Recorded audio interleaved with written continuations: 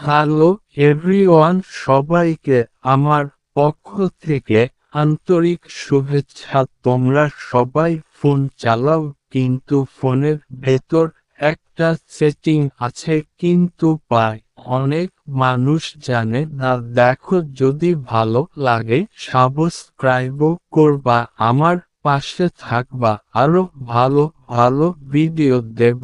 Let's go. সর্বপ্রথমে যাব সেটিংয়ে। সেটিংটা ওপেন করার পর স্কিপ করব।